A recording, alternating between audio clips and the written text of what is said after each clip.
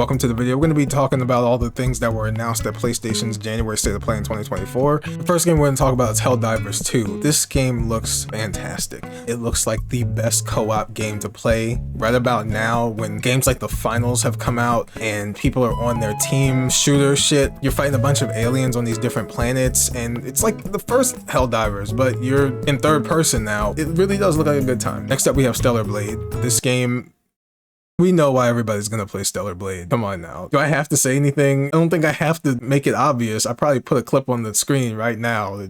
Come on now, really? All I know is that you're playing as this girl running around in different outfits, beating the shit out of these robots and whatever these demon looking things are, and that's the game. I don't know anything else about it. It's probably going to be fun, and it comes out this year in April, I believe. Next up, Sonic Shadow Generations. Not Sonic Unleashed? Are you serious? It's the game that people actually want you to make, Sega. I'm just saying, I'm seriously convinced that Sega will do whatever they can to never give us Sonic Unleashed. They just do not give a fuck about this game, okay? But we got a port for Sonic Colors first, and we saw how Sonic Colors turned out. At least other games are coming back like Crazy Taxi and Jet Set Radio, right? We gotta really take what we can get with Sonic at this point. Then Zenless Zone Zero popped up, and that game is also being announced for PlayStation 5, which is cool. However, what I'm wondering, maybe they'll do this? They're probably never gonna do this, but my problem with the Hoyoverse games being on both PlayStation and PC is that when you make an account on PC, you can't actually sign into that account on your PlayStation. It'll make a whole nother account. I am praying that they fix that in the future, but will they? Probably not.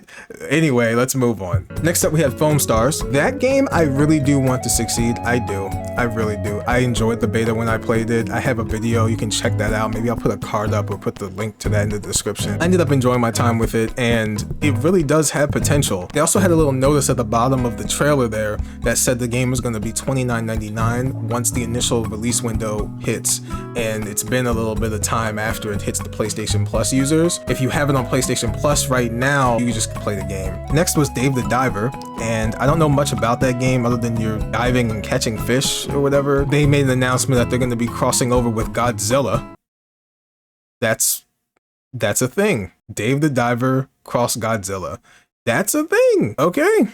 It's the timeline we're in right now is very interesting. Next up was V Rising. V Rising is this vampire top-down action crafting game. What exactly is this game? It looks good as shit. I just don't know what the point of it is. What do you do other than just play as a vampire and create an empire or something? Is it one of those games? You just like tower defense, but you're a vampire and you just build different castles? I need to look at another trailer or like the website. Right after that, Silent Hill is returning with a new game called The Short Message, which is a full game free to play, and I have something to say about that. Does anybody remember Playable Teaser? I saw the comments and I did see people mention that shit too.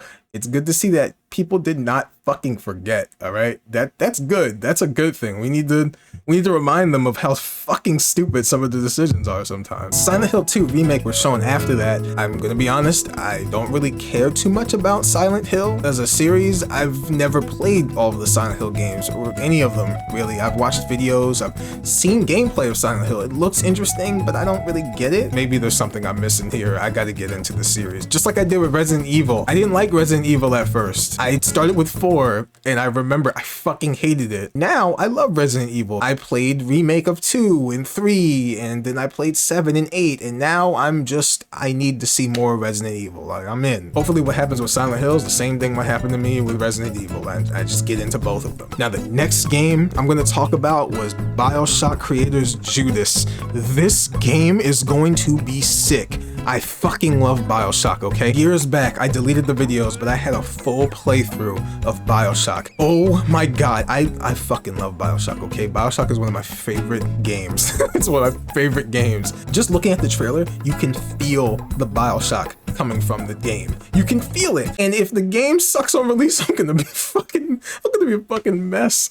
Look at the fucking mess. Please don't suck. I'm looking forward to seeing what the gameplay looks like going forward. You know, the different plasmids. Yeah, the fucking bottles of those potions that gave you the hand sparks and shit. I want to see what their take on it is in this new game. Oh, it's gonna be so good. And I want to know what the story is like. I'm assuming the story is gonna be good because the original BioShock story through the trilogy of those games was really good. I enjoyed my time with those games, and I'm praying that they bring it back. They bring back that good shit in this next game. The next game is Metro Awakening VR. This game, I don't really have much interest in VR right now. I don't own a VR headset. Maybe one day. I don't know if I'd get PlayStation VR though. I'm not really interested in all the games that PlayStation VR has. Maybe Horizon. If I were to play another VR game, it was Half-Life Alyx. That one looks good. The next game was another VR game called Legendary Tales. It's like a action role-playing fantasy game, and you're playing as this, I don't know, random ass warrior, and you pick up a bunch of different spells, and you're fighting skeletons, throwing chairs, and just interacting with the world and the enemies around you. It looks good. It looks really good. I just don't know if I'm interested in that either. Dragon's Dogma 2. I don't need to say anything else about Dragon's Dogma 2 because everybody else has already said it. This game is going to be awesome. Capcom's on their shit. They've been on their shit for years, and I'm still waiting for Mega Man Legends 3. Yeah, they're never making that. Star Force 4, please. They're not doing that either. I just had to put it in the video. I miss those games. I'm still hurt.